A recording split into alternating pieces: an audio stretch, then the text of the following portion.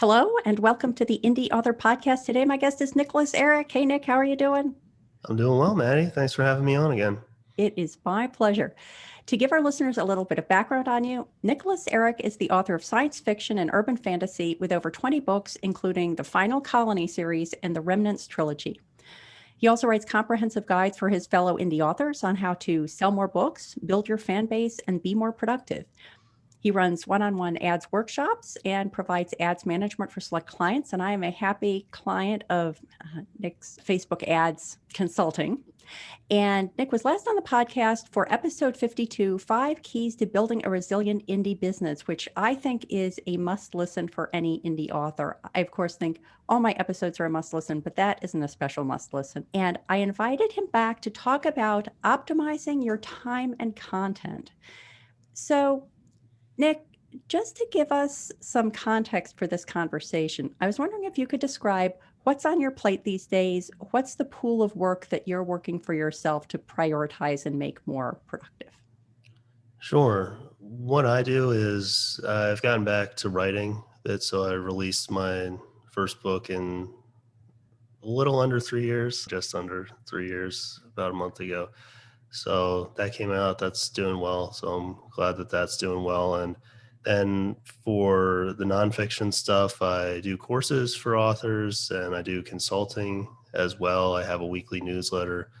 And then I also do ads management where I'm hands-on in the ads manager doing the actual tweaks to the bidding and things like that. So it's a variety of things at this point. And basically have just been working on how to balance those over the course of multiple years. I think with productivity, it's just an evolving process and you try to expand your capacity as time goes on or try to figure out where you're trying to get that capacity to. And it's an ongoing process. So it's just been trying to balance the writing and the other stuff. Didn't quite have that nailed down exactly, which is why the writing took a back seat for a little bit, but that's okay. I learned a lot in the meantime, not just about productivity, but about marketing for other authors. I've seen a lot of different genres. I've seen a lot of different things in this business. So all that experience is useful and has been useful when I returned back to the writing, but hopefully have that a little bit more figured out at this point. I think it's just an ongoing process where you take some steps forward, you take some steps back, and you're always at a different point in your life. But working on this next book now and have to get it done in a week or so. So that's the current project. Was there some epiphany you had or experience you had that enabled you to get past what sounded like was a bit of a barrier in terms of your fiction writing work? I don't think there was necessarily an epiphany type of moment. It just, you try a bunch of different things. A lot of it's just trial and error. And eventually you hit on the right combination or you're at a point where you can get enough momentum going with the project that you can finally get it done. So here I just really focused on the book for about 7 to 10 days and started slower than I was trying to. So I've written 3,000, 4,000 words a day before. Couldn't do that at the beginning of that. It was really challenged to write maybe 500 words, 600 words, but just kind of sat down and decided I was going to do it no matter how long it took. And it didn't take that long once I had that ramp up period. But whenever you have a layoff in something, whether it's to do with writing or something else productivity related, or if you haven't gone into the gym in a while, you can't just hop back into where you were when you left off. You have to work your way back to that. And the muscle memory comes back quick. The writing memory comes back quickly, but perhaps not as quickly as you might want, where you want it to be instant. And it might only take a week, but just skipping that part of the process was stalling me out a little bit. So once I just sat down and committed to that, then it was surprisingly fast. And by the end of that, I was doing 3,000, 4,000 words a day again. It wasn't a big deal, but just trying to skip ahead. That's a common problem with productivity, where you're trying to always shortcut the process or find a way to do things faster. And it's not that that's necessarily a bad thing, but sometimes it can lead you down a path that's much, much longer than just taking those extra few days to start slowly and build up. I think one of the biggest challenges of productivity that I experience is looking at the trees and missing the forest. So just getting up in the morning and looking at my to-do list and saying, okay, I see that item number one is this, and jumping right on it, versus stepping back and taking a look and seeing if that task just in general is supporting my goals in the direction I want to take. So do you concur that understanding one's goals, you kind of have to understand what the desired destination is before you pick the route you're taking? And how does that play in with productivity? Yeah, I'm not a huge proponent of traditional goals, which is where you set an end date for something that is going to be completed by this point, or you're going to be this skilled at something. Everyone learns skills at different rates. There are so many things that can get in the way of finishing things that I don't think that that's necessarily a great approach. I'm more of a fan of, I call them objectives, and that's really to just separate them from goals and that whole thing that basically ensues whenever you say goals. Like, everybody has an idea of a goal, but what I think of objectives as is just a destination, not necessarily a destination, but how you want to spend your days in maybe a few years' time, and really how you want each of those days to generally go. If you don't like writing a book a month or something like that, then if you're setting this short term goal for yourself to write a book a month, that doesn't make any sense, because that's what your life is going to be made up of. It's going to be made up of writing X number of words a day, sprinting to a deadline, all that sort of thing. And that may be really good for one person and terrible for another person, not just in terms of productivity, but in terms of quality of life. And I think that a lot of people miss that when they're thinking of all the stuff that they can possibly do and all the outcomes that could possibly transpire. What do you want your day to day to be like? Because that's how your life is going to be. It's not going to be defined by these singular moments where you release a book or you get an award or you hit number one in the store, or whatever your mega goals are, or stretch goals as they're usually referred to as. All those things fade really quickly. So it's more about, how can you align what you're doing today to facilitate how you want to spend your days in the future. And how you're spending your days now, you may have to eat it a little bit and basically buckle down and grind it out and figure out, okay, this isn't exactly how I want to spend my life, but if I really focus here in 6 months, in a year, in 2 years, then I can get to a place where I have the freedom to do what I want to do. And I think that that's really what productivity is more about than anything else, and what working for yourself is more about than anything else. People set all these monetary goals and all these sorts of things, which is fine, but they never think about how hitting this amount of income or selling this number of books or releasing this number of books is going to allow them to have what they want out of life. And I think it starts with really thinking about how you want to spend your time, because most of your time as an author is going to be spent writing and marketing and things like that. So you want to figure out what in those realms you can do that's enjoyable, and how you can structure your day so that you like waking up in the morning rather than dread whatever it is that you have to do. And you always have to do some things that you don't want to do, but if your list is just wall to wall things that you hate, that's pretty dumb to set it up that way when you have control over it. So I think people miss the mark with that, because they read productivity books and all these sorts of things that just say you got to want it more, and no pain, no gain, all these sorts of things. I don't really believe in that. Yes, there's certain level of discomfort sometimes. Yes, you have to do things that you don't want to do. Maybe in the beginning you have to do more of them, just because it takes a lot of energy to get moving and spur momentum in the beginning when you're starting with no fans and you don't have the marketing knowledge and all that sort of thing, and you don't maybe even have the craft knowledge that you need to succeed at a professional level.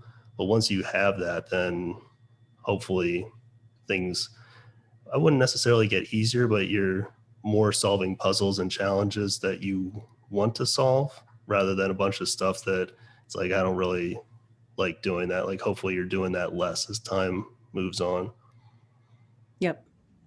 If you were out for a beer with a friend and that person said, "Oh man, I just feel like I'm not getting anything done," said something that suggested to you that in some sense they were thinking of it as a productivity issue, are there questions you would ask them or advice you would give to help them understand what their situation was and what they could do about it?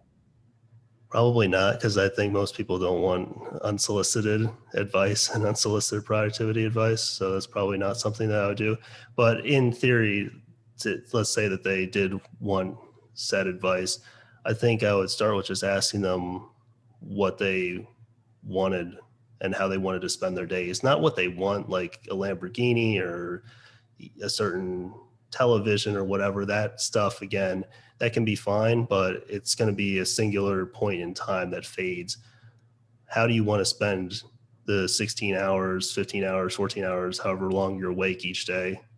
What do you want to do during that time? And then really go from there. And once people start thinking about that, then it chops away all this extraneous stuff, because there's so much stuff that you can be doing both in your business and hobby wise and all this sort of thing. And then really, I think the next question after you figure that out is, what level of expertise or craftsmanship do you really want to attain? Is it really important for you to reach master status or expert status in something, or do you want to kind of spread things out, or what really drives you there? And I think that that's an important consideration, because if you want to be a master craftsman or something, then the amount of things that you can do is very limited. You can't be spreading your time out across all these sorts of various endeavors and have 18 different hobbies. That's just not the way it works. You really got to focus on a few things. So I think that those are the two main things that you want to consider. And especially with writing, the main choices you have are, what genre are you going to write? Because you're going to be spending a lot of time writing that genre. So it's kind of a waste of time if you're thinking, well, I can make a lot of money doing this, but you set yourself up for basically a long-term loss where you're spending all your time doing something you don't enjoy. So if you just want to make money, there are a lot easier ways to make money than writing. So you want to think of that. And then things like your release schedule and stuff like that as well. Those are important, because again, maybe you don't want to write 6 books a year, 12 books a year, or whatever number anyone's tossing out in a Facebook group or forum. If you like doing that, then great. If you don't like doing that, then you got to kind of design your marketing strategy and everything else in context with that. But those are the two main ones, really. How do you want to spend your days, and how good at this do you want to be? And then you can really structure everything from there once you know those two things. But I think people don't have a real idea of that. And that's where they go wrong, and where you can get whiplash from just following all the productivity advice you see online or in books. Oh, you should do this. You have to try this thing. You have to experiment with this. Like, you can drown out a lot of that noise, or you can drown in it. But the way you drown it out and ignore it is just by knowing exactly what you're about, what you want out of your days, and what you personally want to attain on an internal level. I think that that kind of writing advice is a great example. And I've seen evidence of writers who are always chasing the better way to do it to the detriment of actually producing anything. So I'm going to try plotting. That didn't work. I'm going to try pantsing. That didn't work. I'm going to try writing 1,000 words a day, and that didn't. So I'm going to, sort of thrashing around or missing a productivity opportunity because they're sort of entrenched in the way they do it and they're not considering other options. So I know for me, I'm always sort of treading the pantser versus plotter line. And I think I'm a more efficient and productive author the more I outline, but I don't want to spend so much time forcing myself to outline that I'm missing kind of little bursts of inspiration that I might get if I just sat down and started typing and see what I came up with. It's a tricky question, both recognizing when you should try something different and then for how long, and when you should decide it's not for you, for example. You got to be inefficient before you can be efficient, because you got to learn what works for you. And you also got to go through various iterations before you settle on what the best approach is for you or what personally works best. Maybe it's not ultimately the most efficient, but efficiency is zero if you get nothing done. So what's most efficient in theory is not ever going to be actually what you end up executing, because everyone's different in that regard, and you just got to do the thing no matter what the theoretical maximum output is. Oh, you can write 2,000 words, or this person writes 3,000 words using this method. Most of the stuff you read online are just high scores and a snapshot in time where that person doesn't actually do that thing for a sustained period of time. If I toss out my highest word count here ever, which I won't do because someone's going to, if I toss that out, it's really high, but that's not what my normal daily output is. It's an interesting anecdote, but that's all it is. It's not actually a piece of data that you can use to pinpoint what my real capacity is and my real production is on a daily basis. So I wouldn't worry about all that stuff. Again, just focus on what you want to do daily and what you want to achieve craft wise. And I think that everything really gets very quiet from there, and you can get locked into what you want to do, whether that's writing some stuff and have it be a side income, and writing occasionally and not really worrying about attaining whatever level of craft is the highest level. You know, everyone's going to have a different opinion on that. Or if you want to just be really writing these books that are lyrical and beautiful and intricately plotted and all this sort of thing, figure that out, and then you can slot in what you need to do to get to that. But it becomes very easy once you do that. Easy from a sense of knowing what to do, not in terms of actual execution, because to get better at things, it's always going to be a challenge, and your mind is going to resist that because it's energy intensive to push beyond what you're doing. It's very easy to get locked into the same exact place and live on the plateau, but it's hard to keep pushing because it takes effort and takes a lot of energy, and your brain is trying to conserve that to survive, but it doesn't know that you have refrigerator and all this sort of thing. So you're battling against that. Once you know these sort of things, though, then it's easier to have the mental models in place to kind of combat that, where you're like, oh, I'm tired, or oh, I don't want to do that. Then you're like, no, that's just really some sort of evolutionary instinct kicking in, or that's me lying to myself, all that sort of thing. So that comes with time. And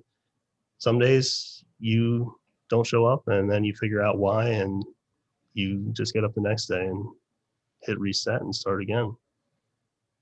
Your reference to what I'm interpreting kind of as comparisonitis takes me back to when I took one of your courses that was co-instructed by Lee Sidney. And at the time, at the end of the course, we would have the opportunity to discuss a personal business plan with you and Lee. And my goal was to write a novel every 6 months. And most of the other people in the class were trying to like write a book in 6 weeks. It was just all the conversation felt like it was on that much shorter time frame.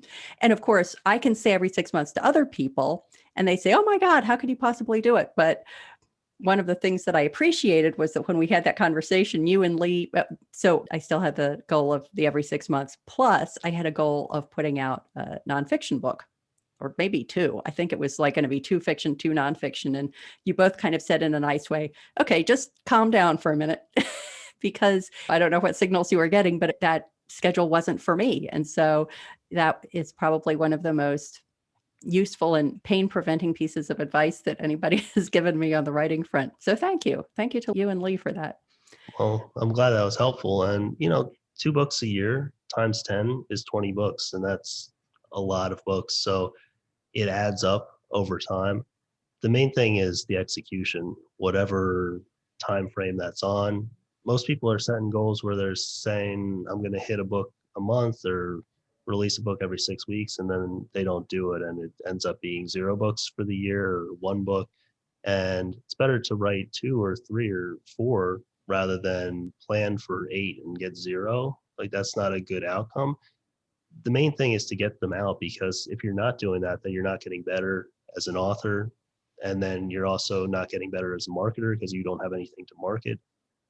And obviously, you're not improving your overall business prospects either, because the money is in the backlist. As that builds up, you have more marketing opportunities, you have more business opportunities with the rights that you can sell to the various formats and other things associated with the books. So it builds really quickly over time. I think the main thing that people kind of imagine is that they can almost hit pause and then wake up and have it be like they entered cryogenic stasis and they don't have to live the interim 5 years or 10 years. If the interim 10 years between when you get the thing at the end and where you are now, if that all sucks, then was it worth it? And there are certain timeframes, I think, where potentially it is worth it.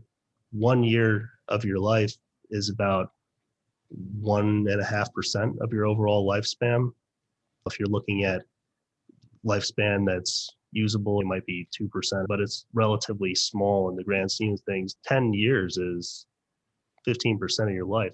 So you have to also calibrate what you're willing to pay in terms of costs and kind of grinding it out. Because all these books that you read, it's like, oh, you just sit in your room for 15 years and just don't talk to anybody and make it happen, and then you'll be good at the end.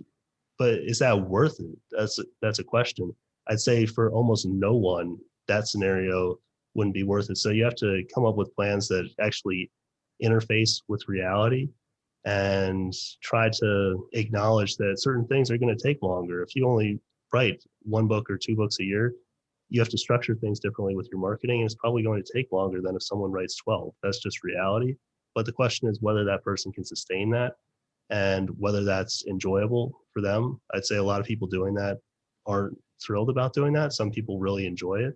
And if you do enjoy it, awesome. If you don't, then maybe you want to think about, how can I get this to a production level where I am happy with my day to day? Because that's really what it's all about. And maybe happy isn't the right word. I think that is a buzzword these days that's thrown out there too much, but satisfied, and where you're actually either looking forward to it or at the very least not dreading what you have coming up. Because if you do, then probably change something or plan the coming days to figure out how you can change that in the future. And the other thing that I kind of filter it through is, what hourly rate am I trying to hit? And is this going to be a skill that can be kind of a $500 an hour skill, $1,000 hour skill, potentially higher? Can I get leverage on it? So with my books, I can get leverage in that I can invest the 40 hours or 100 hours or however long it takes now, and I'm 32. I have that copyright, unless I sell it to someone or something like that, until I die. And that could be, hopefully, let's say a while from now. And that means that I can make money off that work that I did now this week when I get the book done, not if. It's going to say if. When I get the book done, Yeah.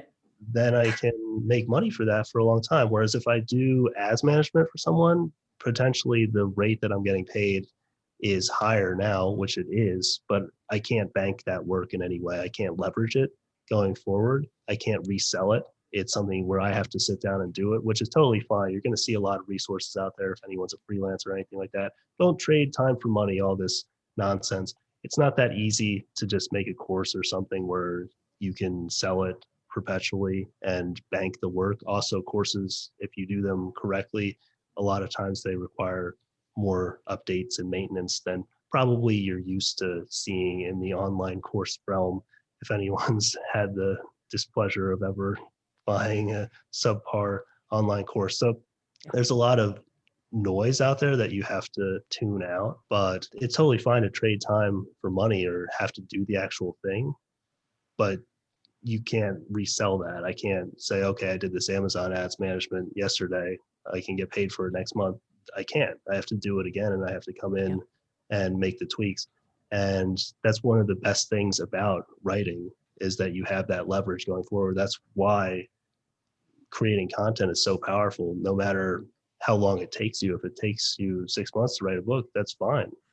You can still sell that book for the next 5 years, 10 years, 15 years, 30 years, etc., and make money. So I think people overlook that and they're way too focused on the short term and not what this can do in the long term. And I get it. You have to make money now.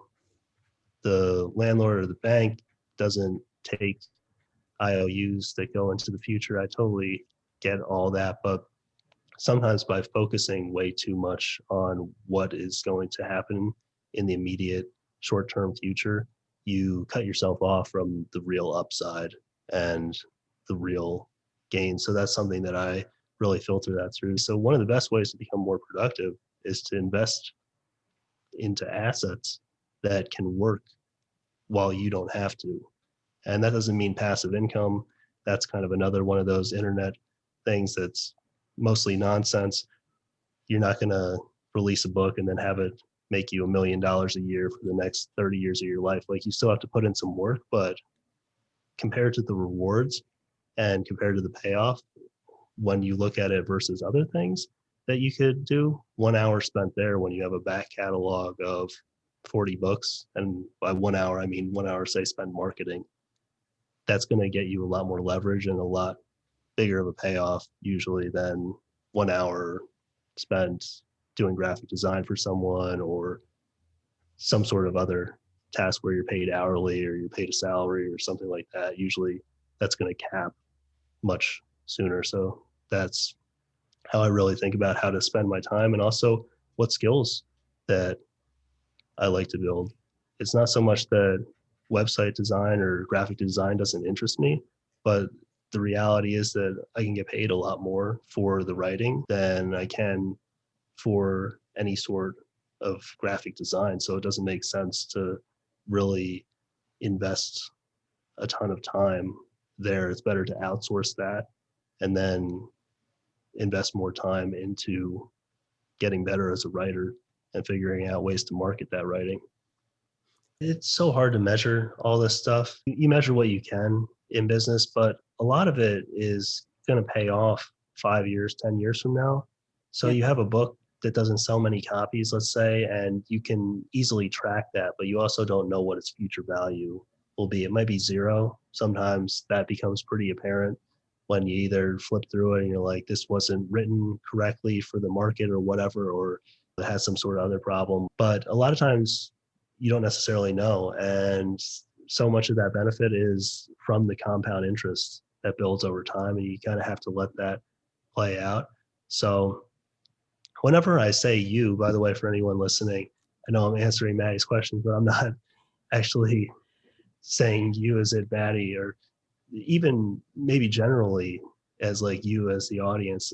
More so I'm thinking about where I was 10 years ago and almost talking to my past self and saying, hey, this is a long game, and so much of what you're doing now, you're not going to be able to see how this pays off. And you can really cut things off at the knees by not allowing things to play out. And the main way you let things play out is hey, you try a bunch of different stuff and you do get rid of the things that clearly don't work or that you can't adhere to. That's one of the main things. If you just can't show up, then it's got to be adjusted or pushed off the board because you can't get any results if you don't show up. It's such a long process. And once you're showing up, you need to actually not just show up, but do things that are going to pay off long term. Well, Nick, thank you so much. This is lots and lots of food for thought, and I'm going to bake it into many of the things I'm doing. So let the listeners know where they can go to find out more about you and everything you offer and do online. Yeah, I think the best place to find me is my website. You can sign up for the weekly newsletter there at nicholaserik.com, and that's Erik with a K. And that's about marketing primarily, some productivity stuff, and semi-weekly, sometimes weekly, sometimes not, sometimes back-to-back daily. As the inspiration moves you. You know, it comes when it arrives, but that is where I'd start. Okay, great. Well, thank you again. Thank you for having me, Maddie.